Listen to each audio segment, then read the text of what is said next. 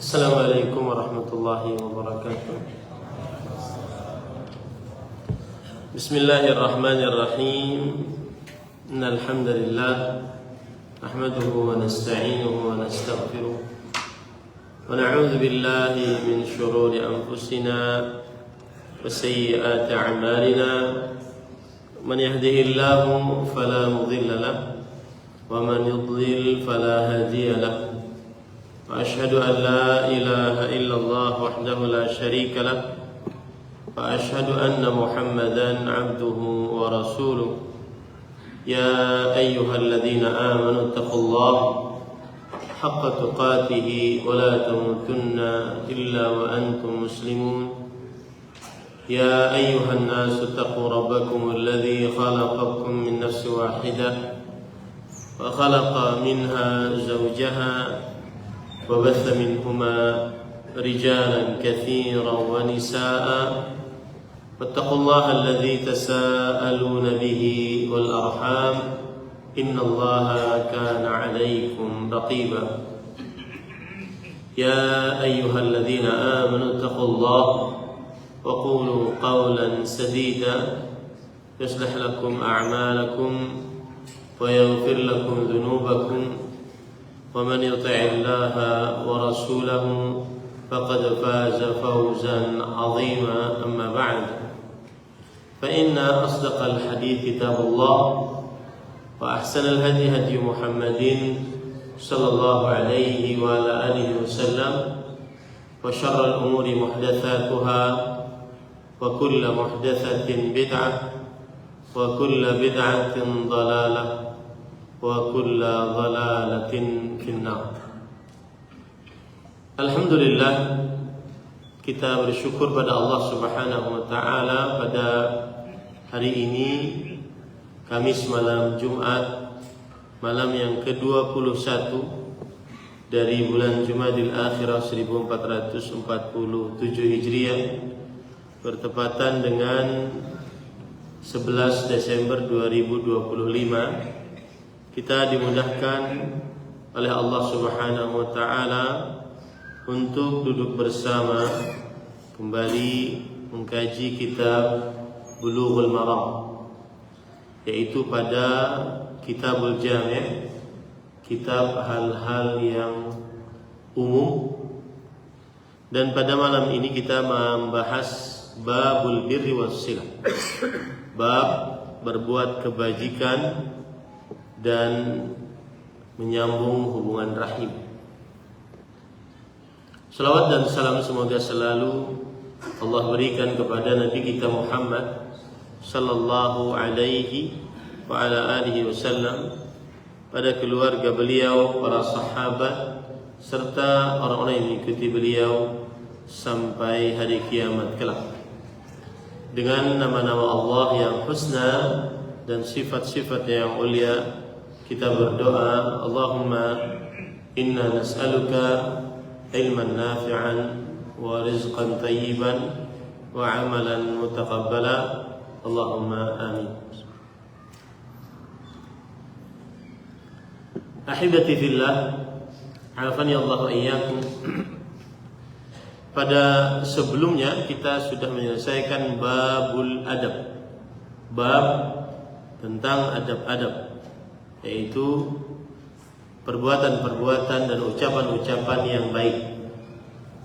Sekarang kita memulai babul birri wassilah, yaitu bab tentang berbuat kebajikan dan berbakti pada atau menyambung hubungan rahim. Dan ini masih dalam satu kesatuan di dalam Kitabul Jami'. Kitab artinya adalah maktub. Maktub artinya hadis-hadis yang terkumpulkan, yang umum, tidak hanya berkaitan dengan bab-bab fikih.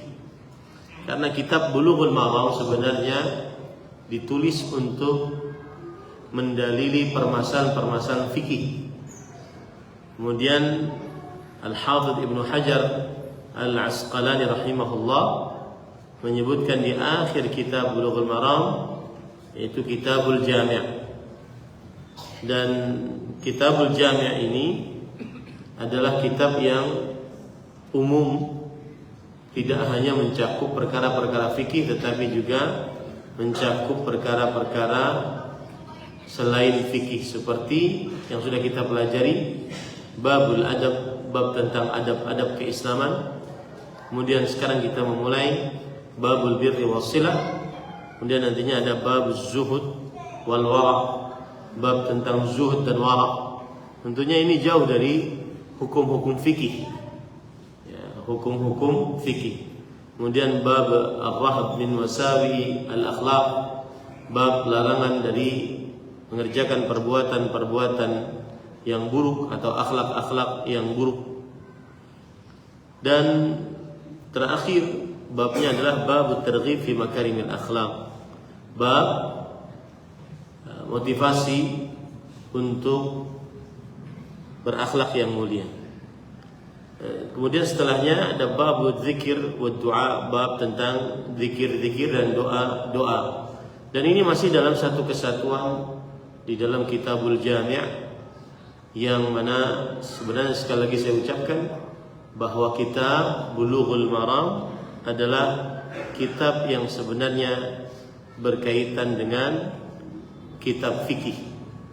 Akan tetapi Al-Hafidz Ibnu Hajar Al-Asqalani rahimahullah, beliau memiliki inisiatif bahwa di akhir kitab fikih beliau ini, beliau sebutkan Kitabul Jami' yang mengandung beberapa hal yang diperlukan oleh kaum muslimin dari hadis-hadis Rasul sallallahu alaihi wasallam. Kemudian nama babnya adalah Babul Birri Wassilah. Al-bir dengan kita berikan harokat kasrah pada babnya, al-birru itu adalah, kata para ulama, ismun jami' lit-ta'ati kulliha.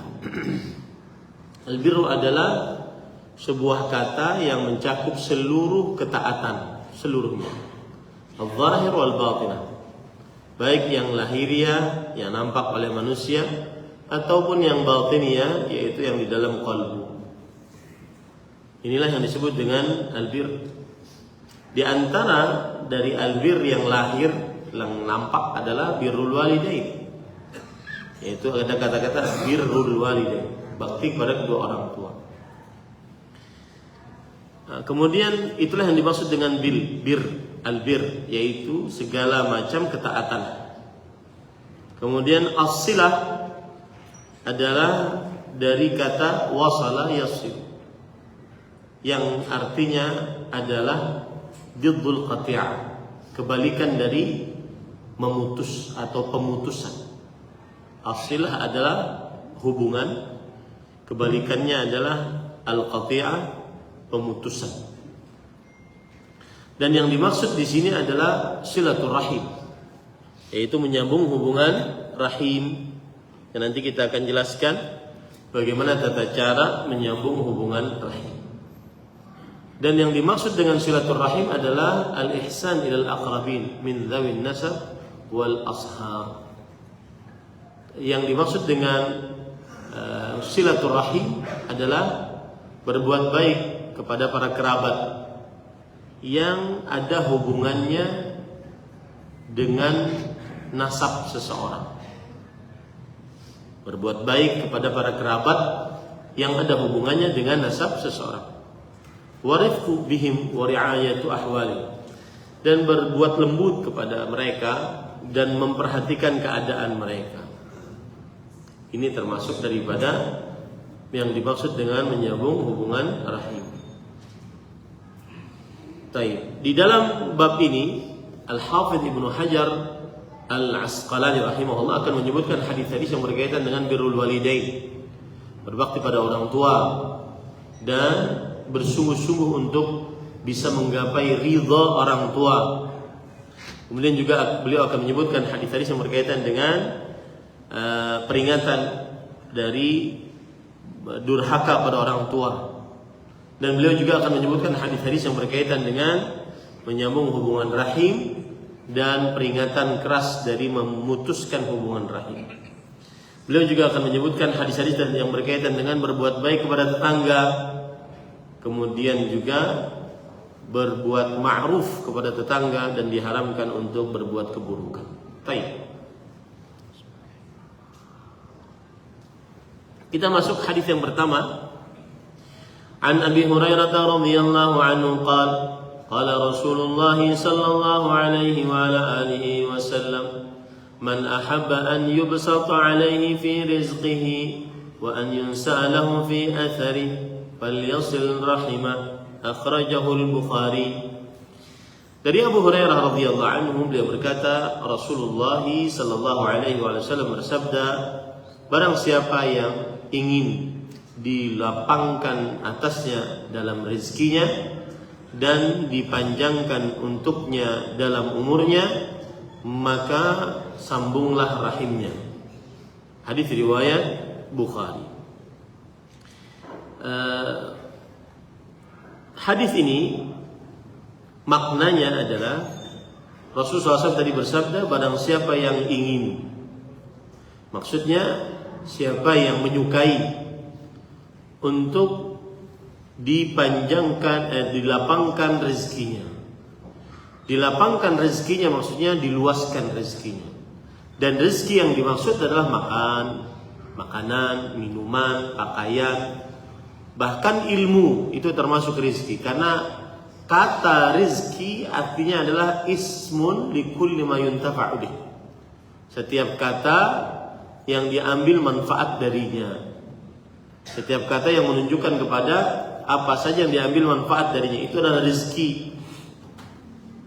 Ada rezeki yang berkaitan dengan badan, ada rezeki yang berkaitan dengan hati seperti iman, seperti ilmu agama, itu adalah rezeki. Maka siapa yang diinginkan dilapangkan atasnya rezekinya dan dipanjangkan untuknya, dipanjangkan untuknya maksudnya adalah dipanjangkan umurnya, ya, dipanjangkan umurnya, maka hendaklah dia menyambung hubungan rahim. Bagaimana cara menyambung hubungan rahim? Al-ihsan ilal arham, yaitu berbuat baik kepada rahim-rahim. Baik itu dengan perbuatan seperti mengunjungi mereka, menjenguk mereka, mencari-cari keberadaan mereka, kemudian memberikan kegembiraan ke dalam hati mereka, menyampaikan apa yang bisa kita sampaikan dari kebaikan kepada mereka, menahan apa yang kita bisa tahan dari keburukan atas mereka, atau bersedekah dengan harta, ya, atau juga memberi hadiah, atau memberi wasiat, dan seterusnya. Ini adalah berbuat ihsan. Bahkan kadang-kadang itu adalah menyambung hubungan rahim maksudnya. Bahkan kadang-kadang menyambung hubungan rahim bisa dengan doa. Bisa dengan doa. Dan memerintahkan kepada mereka kebaikan, mencegah dari mereka keburukan. Ini termasuk daripada menyambung hubungan rahim. Kemudian bertanya kepada mereka tentang keadaan mereka, terutama apabila mereka jauh. Ini bagi yang sedang dalam keadaan merantau. Maka di zaman sekarang kita sangat mudah untuk menyambung hubungan rahim. Dan rasa-rasanya media sosial di zaman sekarang ini salah satu cara Allah Subhanahu wa taala kelak di hari kiamat untuk menghisap kita lebih dalam. Karena orang sangat mudah untuk menyambung hubungan rahim. Sarana ada, akan tetapi kemudian dia tidak bisa untuk menyambung hubungan rahim. Ini hisapnya nanti tambah sulit di hadapan Allah Subhanahu wa taala. Nah, yang jadi masalah di sini adalah falyasil rahimah. Hendaklah dia menyambung hubungan rahim. Siapa itu rahim? Rahim adalah para kerabat. Rahim secara bahasa maudhi'u takwinil walad fi batni ummi. Tempat pembentukan anak di dalam perut ibunya. Itu disebut dengan rahim secara bahasa. Dan yang dimaksud dalam hadis ini adalah menyambung hubungan rahim, yaitu menyambung hubungan kekerabatan. Dan ini termasuk siapa saja yang antara kita dengan dia ada hubungan nasab dan kekerabatan. Ada hubungan darah dan kerabatan. Seperti misalkan para ikhwan dirahmati oleh Allah Subhanahu wa taala, saya sering mengatakan ke atas misalkan bapak, ibu gitu. Kemudian kakek, nenek kita dari sisi bapak, kakek, nenek dari sisi ibu. Kemudian terus ke atas. Itu adalah rahim. Kemudian ke bawah anak, cucu, anak laki-laki, anak perempuan, cucu laki-laki, cucu perempuan. Kemudian ke samping, saudara laki-laki, saudara perempuan, kakak, adik, sekandung, sebapak, seibu, itu rahim. Kemudian ke atas samping, yaitu paman, bibi, yang merupakan saudara-saudari bapak, atau paman bibi yang merupakan saudara-saudari ibu. Ini adalah rahim. Kemudian selanjutnya adalah keponakan, anak saudara, keponakan laki-laki ataupun keponakan perempuan. Itu adalah rahim. Jadi kalau kita hitung berapa? 1 orang tua naik ke atas, 2 kakek nenek, kemudian bawah 2, 3 anak, kemudian turun ke bawah cucu, dan terus seterusnya. 3 itu. Ini kita anggapnya 1, kemudian 2 atas bawah 2, kemudian 3 saudara, saudari, kakak, adik, sekandung, sebapak, seibu. 3 itu. Kemudian keponakan 4. Kemudian paman bibi, baik itu dari saudara-saudari bapak atau saudara-saudari ibu. 5, 6. Nah, itulah rahim-rahim kita. Ada 6. 1 bapak dan ibu, kemudian kakek, nenek, terus ke atas. 2 anak, laki-laki, perempuan, cucu, terus ke bawah. 2 kemudian saudara, saudari, kakak, adik, sebapak, seibu, sekandung.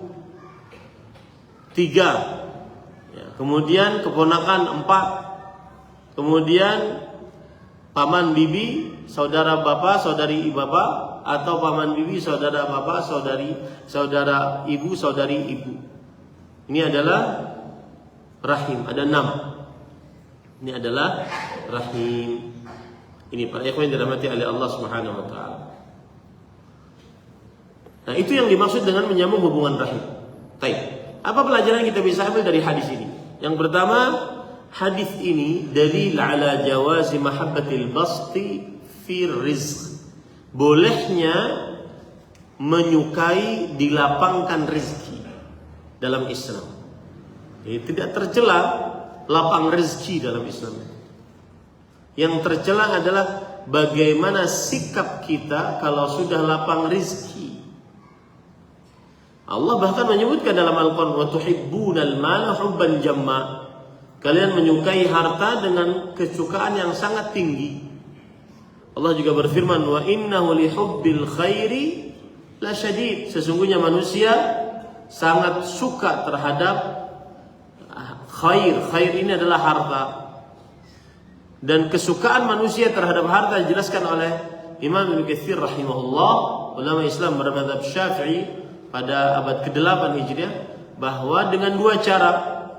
Yang pertama, al-jam', mengumpulkan, suka sekali mengumpulkan harta. Yang kedua, tidak suka memberi. Jami', tidak suka memberi, ya, tidak suka memberi, suka mengumpulkan dan tidak suka memberi. Intinya boleh minta diluaskan rezeki. Boleh minta diluaskan rezeki. Karena di dalam hadis Rasulullah SAW mengatakan, barang siapa yang ingin diluaskan atasnya rezekinya, maka boleh minta diluaskan rezeki.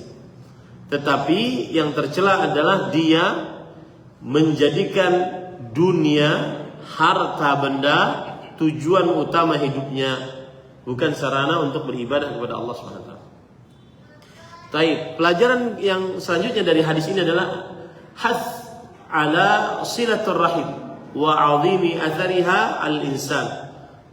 Ini adalah hadis menunjukkan kepada perintah untuk menyambung hubungan rahim dan besarnya pengaruh dari menyambung hubungan rahim, yaitu menyambung hubungan rahim penyebab fi bastir rizq, dalam lapangnya rezeki, wa tulil umur, dan dalam panjangnya umur.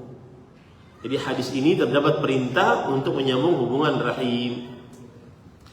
Dan faedah selanjutnya, telah banyak dalil, bahkan telah mutawatir dalil-dalil yang menunjukkan bahwa wajibnya menyambung hubungan rahim. Wajib ya, menyambung hubungan rahim. Hati-hati itu yang dihafal tadi, rahim 6 tadi. Wajibnya menyambung hubungan rahim. Salah satu dalil yang menunjukkan wajibnya menyambung hubungan rahim, hadis riwayat Bukhari Muslim dari Aisyah radhiyallahu anha. Nabi Muhammad sallallahu alaihi wasallam bersabda, "Ar-rahimu mu'allaqatun bil 'arsy. Taqul man wasalani wasalahu Allah wa man qata'ani qata'ahu Allah." Rahim tergantung di arsy. Arsy Allah adalah makhluk yang paling besar dan makhluk yang paling mulia. Kemudian rahim berkata, siapa yang menyambungku Allah akan sambung untuknya, dan siapa yang memutuskanku Allah akan putuskannya.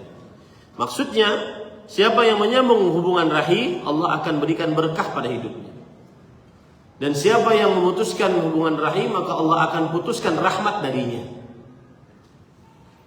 Dan ini adalah faedah dari menyambung hubungan rahim. Nah, kemudian dalil yang lain juga yang menunjukkan wajibnya menyambung hubungan rahim, yaitu hadis riwayat Imam Bukhari dari Abu Hurairah radhiyallahu anhu. Rasul sallallahu alaihi wasallam bersabda, "Man kana yu'minu billahi wal yawmil akhir falyasil rahimah." Siapa yang beriman kepada Allah dan hari akhir, maka hendaklah dia menyambung hubungan rahim. Falyasil, lam di sini lamul amr, perintah. Lam menunjukkan kepada lam perintah. Maka sambunglah, itu perintah. Rahimnya, sambunglah rahimnya. Kemudian juga para ulama menjelaskan bahwa termasuk dari hikmah menyambung hubungan rahim, akhirnya keluarga menjadi saling dekat, saling mencintai, saling menyayangi satu dengan yang lainnya, dan akhirnya terjadilah kekuatan di antara keluarga tersebut. Nah, yang menarik di sini, pelajaran selanjutnya adalah Rasul sallallahu alaihi wasallam tidak membatasi menyambung hubungan rahimnya bagaimana. Beliau mengatakan fal yasil rahim, sambunglah hubungan rahim. Rasul SAW tidak membatasi apa itu hubungan rahimnya, baik tidak membatasi caranya, waktunya, tempatnya.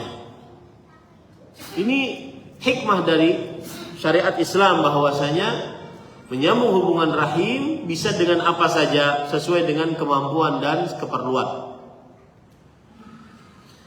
Berkata Al-Qadhi Iyadh rahimahullah, seorang ulama Islam abad ke-5 Hijriah mensyarah hadis. Beliau mengatakan as-silatu darajat, menyambung hubungan rahim itu bertingkat-tingkat. Ba'dhuha fawqa ba'd. Ada yang tinggi, ada yang lagi di atasnya lebih tinggi lagi. Wa adnaha tarkul muhajirah wa silatuha walau bisalam. Yang paling rendah dari menyambung hubungan rahim adalah tidak memutuskan hubungan. Itu paling rendah. Tidak memutuskan hubungan, walau hanya dengan ngasih salam, pakai WA, assalamualaikum. Ya, tidak menyambung hubungan rahim, tidak memutuskan. Itu adalah menyambung hubungan rahim derajat yang paling rendah. Wa hadza bi hukmil qudrah 'ala silah wa hajatiha ilaihi. Dan ini adalah termasuk daripada orang yang sanggup untuk menyambung hubungan rahim. Apalagi seperti yang saya ungkap, di zaman sekarang, zaman kita sangat mudah berkomunikasi. Maka lebih wajib lagi kita untuk menyambung hubungan rahim. Kemudian beliau juga mengatakan, ini perkata penting, wa minha ma yustahabu wa yuraghabu fihi. Ada yang menyambung hubungan rahim dianjurkan dan dimotivasi atasnya. Wa laisa man lam yablugh aqsal silah yusamma qati'an. Yang artinya kalau seandainya ada orang yang belum sampai kepada derajat memutuskan hubungan, maka tidak dinamakan dia sebagai pemutus hubungan rahim. Wala man qassara amma yanbaghi lahu wa yaqdiru alayhi yusamma wasilan.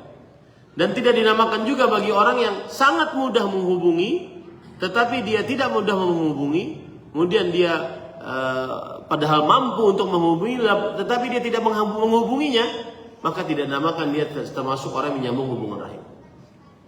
Jadi kalau seandainya sangat jauh misalkan nih kita di Indonesia, kemudian rahim kita ada di negara mana gitu, di kutub utara, kemudian kita tidak bisa berhubungan kecuali pada waktu yang sangat lama.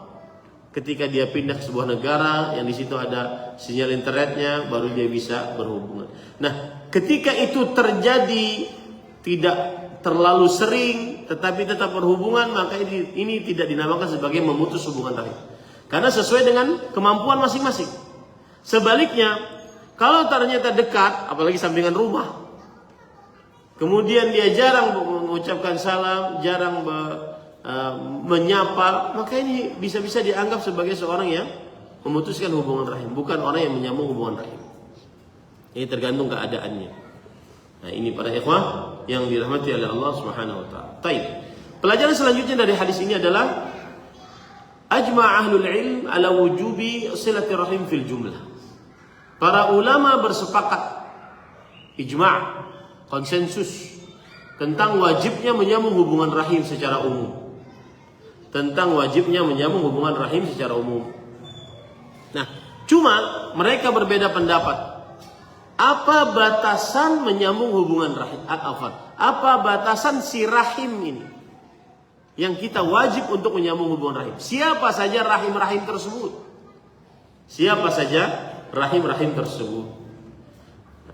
Pendapat yang pertama yang kita katakan tadi, bapak, ibu, kakek, nenek, terus ke atas, anak, cucu, terus ke bawah, saudara, sekandung, sebapak, seibu, kakak, adik, keponakan, laki-laki, perempuan, kemudian paman bibi dari saudara bapak, paman bibi dari saudara ibu.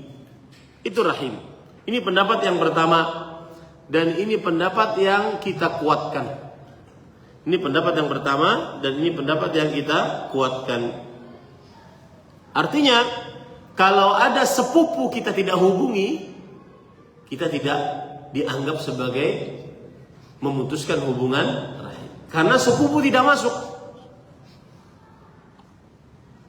Sepupu tidak masuk rahim di dalam penjelasan yang pertama ini.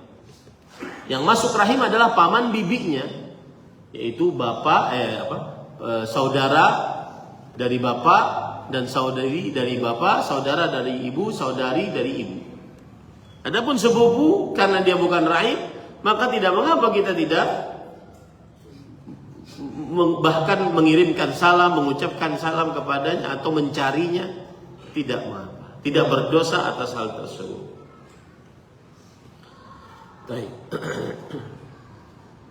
Kemudian para ikhwan yang dirahmati oleh Allah Subhanahu wa taala, di sana ada pendapat lain, tapi yang kita kuatkan pendapat tadi itu yang mahramnya. Ada pendapat lain adalah siapa saja yang mendapatkan warisan. Yang tidak dapat waris tidak rahim. Yang tidak dapat waris tidak rahim. Artinya, misalkan kakak itu kafir padahal sekandung, bukan rahim. Tidak mengapa kita tidak berhubungan, menyambung hubungan rahim dengannya. Karena orang kafir tidak dapat harta waris. La yarisul muslimul kafir wal kafirul muslim. Orang muslim tidak mewarisi harta orang kafir tidak mewarisi harta orang muslim. Nah, ini para ikhwan, ini pendapat yang kedua. Tetapi sekali lagi yang kita katakan bahwa yang dimaksud dengan rahim adalah rahim kita, mahram kita. Di sana ada pendapat yang ketiga, yaitu siapa saja, pokoknya seluruh kerabat yang ada hubungan darah, sepupu, kemudian anaknya sepupu, kemudian pokoknya ke bawah-bawah, ya, yang jauh-jauh termasuk di dalamnya rahim. Maka ini tidak dimaksud. Yang dimaksud adalah yang sudah kita sebutkan tadi. Wallahu a'lam. Kemudian pelajaran selanjutnya dari hadis ini adalah bahwa al-jaza min jinsil amal. Balasan ganjaran pahala sesuai dengan jenis amal perbuatan. Maka sebagaimana seseorang menyambung hubungan rahim dengan berbuat baik, bagaimana seseorang dengan menyambung hubungan rahim dengan berbuat baik, kemudian menggembirakan rahimnya, memberikan hadiah, maka Allah Subhanahu wa taala juga sambung rizkinya. Allah Subhanahu wa taala juga sambung keberkahan untuknya. Menyambung dibalas dengan sambungan. Begitulah kaidah di dalam pemberian pahala oleh Allah Subhanahu wa taala. Al-jaza min jinsil amal. Hal jazaa'ul ihsani illa al-ihsan. Tidak ada ganjaran pahala kebaikan kecuali kebaikan juga. Nah, makanya kalau orang berbakti pada orang tua bisa dipastikan dengan izin Allah anaknya bakti pada orang tua. Fakama tadinu tudan, sebagaimana yang kamu perbuat, seperti itu yang akan diperbuat kepadamu. Kalau orang rajin bersedekah, maka pasti Allah Subhanahu wa taala akan gantinya. Al-jazaa min jinsil amal. Ganjaran sesuai dengan jenis amal perbuatan. Baik. Pelajaran selanjutnya dari hadis ini juga adalah dalil ala itsbatil asbab. Wa anna Allah Ta'ala huwal khaliq lil asbab wa musabbabatiha. Hadis ini menunjukkan bahwa ada sebab yang harus dikerjakan untuk menggapai sesuatu. Ada sebab yang harus dikerjakan untuk menggapai sesuatu. Ingin meluaskan rezeki, maka kerjakan sebabnya, yaitu nyambung hubungan rahim. Ingin dipanjangkan umur, kerjakan sebabnya, yaitu nyambung hubungan rahim. Ada sebab. Dan ada ayat yang berbunyi, "Wa man aradal akhirata wa sa'a laha sa'ya wa huwa mu'min." Barang siapa yang menginginkan nikmat akhirat, kemudian dia berusaha. Harus ada usaha. Enggak boleh angan-angan doang. Harus ada usaha. Dalam keadaan dia beriman. Tetapi ingat, tidak boleh bersandar dengan sebab. Karena sebab itu akan manjur apabila Allah yang menjadikan sebab itu manjur. Kita kerjakan sebab bersandarnya kepada Allah Subhanahu wa taala. Ini para ikhwan yang dirahmati oleh Allah Subhanahu wa taala.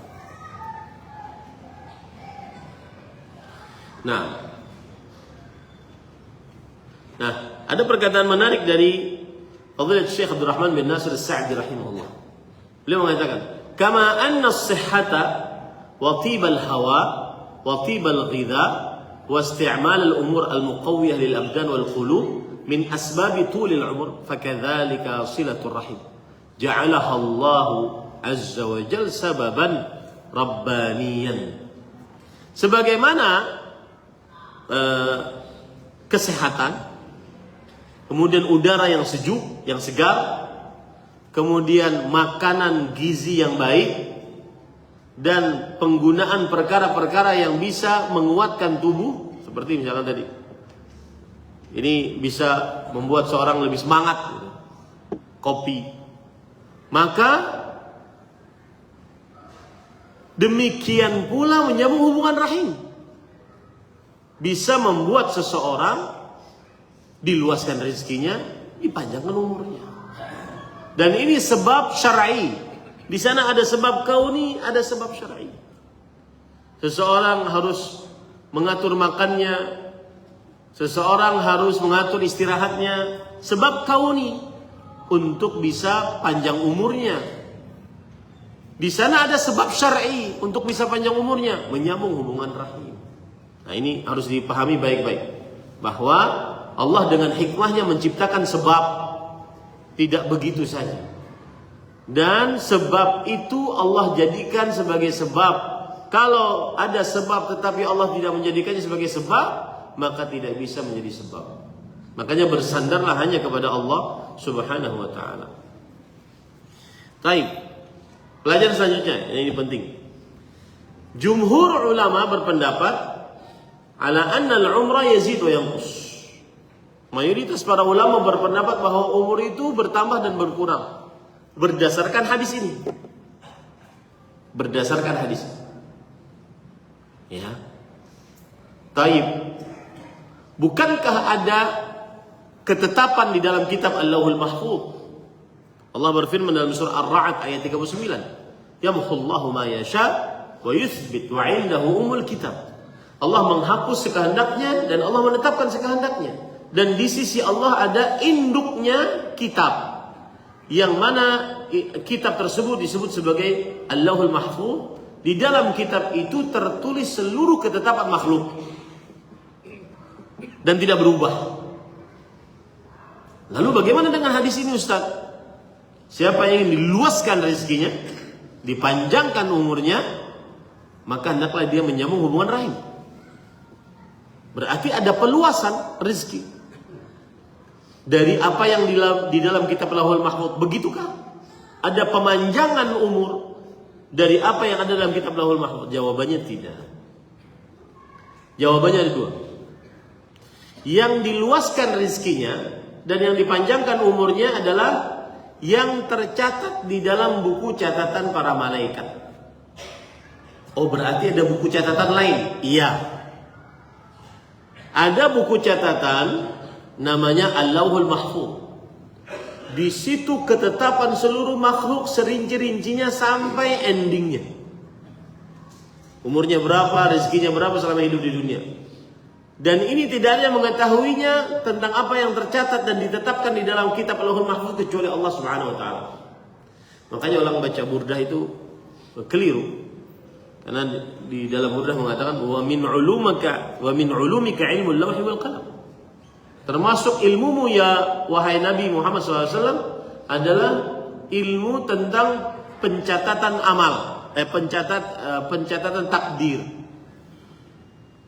Ini tidak benar karena pencatatan takdir ketetapan Allah yang menetapkan 50.000 tahun sebelum penciptaan langit dan bumi. Tidak ada yang mengetahuinya kecuali Allah Subhanahu wa taala. Nah, ini bagaimana menggabungkan bahwa menyambung hubungan rahim bisa menambah umur, bisa meluaskan rezeki.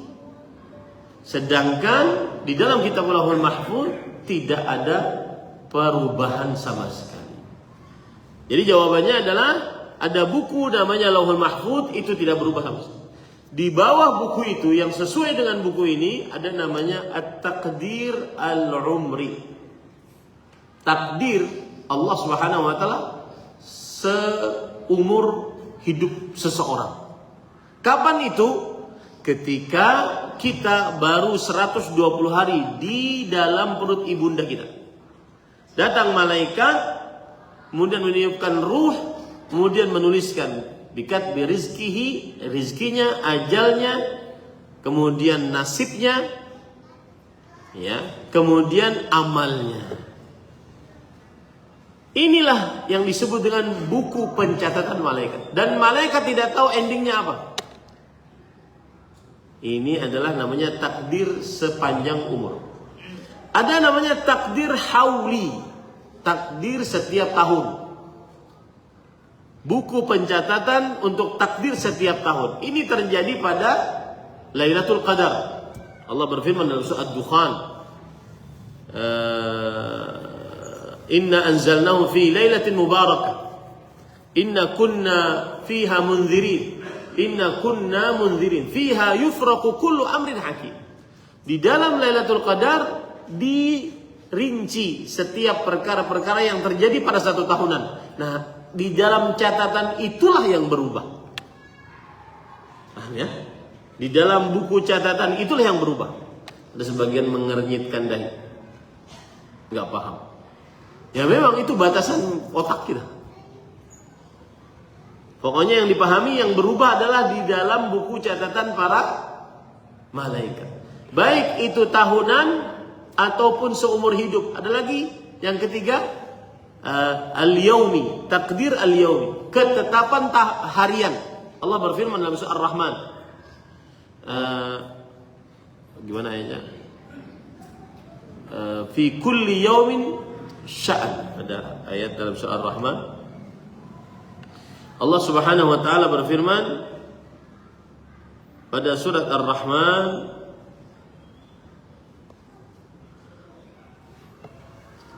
kulla yaumin huwa fi sya'an. Di setiap hari dia dalam keadaan. Nah, keadaan ini malaikat tidak tahu nih, kita nanti saya tidur jam berapa itu malaikat nggak tahu. Ya, dia berubah. Nah, itulah yang berubah. Kalau saya hubungi adik saya, assalamualaikum, maka bertambah rezeki. Malaikat nggak tahu itu. Nah, itulah yang terjadi perubahan. Paham ini Pak Dewa? Jadi yang terjadi perubahan pada apa? Buku pencatatan takdir di tangan siapa? Malaikat. Yang mana di buku pencatatan takdir yang ada di tangan malaikat itu ada 3. Yang pertama tadi apa? Takdir sepanjang umur. Yang kedua takdir tahunan. Pada waktu kapan ini? Lailatul Qadar. Yang ketiga takdir setiap hari seperti dalam surah Ar-Rahman ayat 29. Ya, begitu ya. Nah, di sana ada jawaban yang kedua, bahwa yang berubah, siapa yang menyambung hubungan rahim, dipanjangkan umurnya, diluaskan rezekinya. Yang berubah ini adalah berkahnya. Umurnya tetap sama 63 tahun, tapi ketika dia menyambung hubungan rahim, berkahnya melebihi ribuan tahun. Nah, begitu. Ini jawaban yang kedua dari para ulama. Hartanya selama 63 tahun dia hidup, Allah ngasih kepada dia harta 5 miliar. Antum pernah hitung nggak?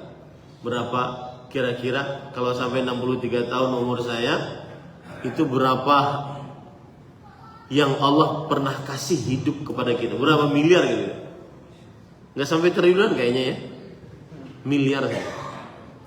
Nah, kalau orang menyambung hubungan rahim, maka hartanya misalkan 5 miliar sama. Tetapi berkah dari harta tersebut bermiliar-miliar. Nah, ini jawaban yang kedua, bahwa umur itu bisa bertambah, bisa berkurang. Dan yang bertambah dan berkurang bukan pada pencatatan di Lauhul Mahfuz. Lauhul Mahfuz tidak pernah berubah. Tidak pernah berubah. Dan Lauhul Mahfuz serinci-rincinya takdir. Jadi kalau malam ini apakah Zainuddin tidur jam 9 atau jam 10, malaikat nggak tahu. Tapi dalam Lauhul Mahfuz sudah ada. Paham ya? Begitu. Malam ini kalau dia berdoa, maka takdirnya akan berubah. Apakah si fulan ini berdoa atau tidak berubah, malaikat tahu nggak? Hah? Tidak tahu. Kapan tahunya malaikat? Ketika si hamba sudah berdoa. Paham sekarang ya? Baik, coba saya ujian.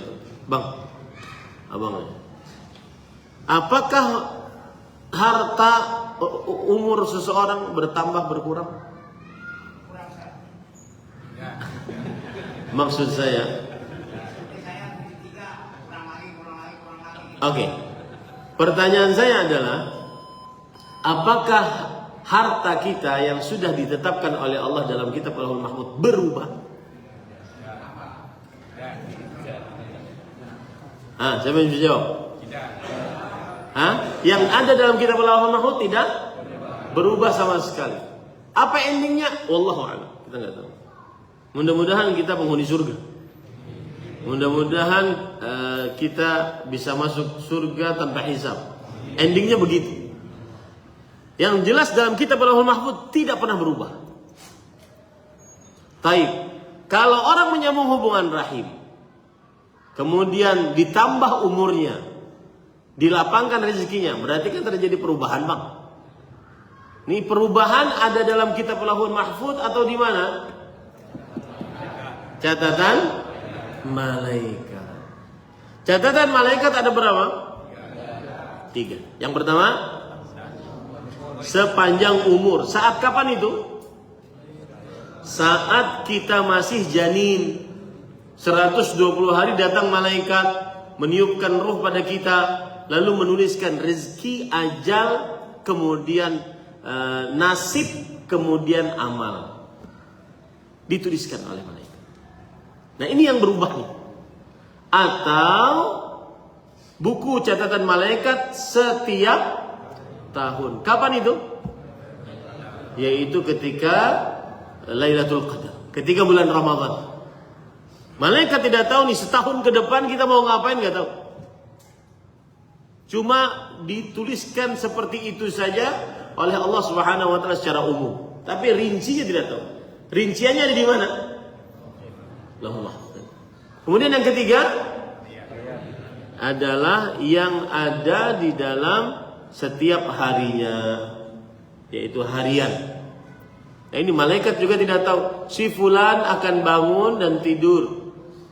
Mati nggak ya Allah? Mati nggak ya malaikat? Oh nggak tahu saya. Yang ada di mana itu? Dalam buku catatan malaikat. Baik. Kita lanjutkan setelah salat Isya. Sudah azan ya? Sudah. Kita azan dulu kemudian salat Isya. Kita lanjutkan setelah ini dosa memutuskan hubungan rahim. Nah ini bahaya sekali. Mudah-mudahan bermanfaat. Sallallahu Nabi Muhammad walhamdulillahirabbil alamin. Wassalamualaikum warahmatullahi wabarakatuh.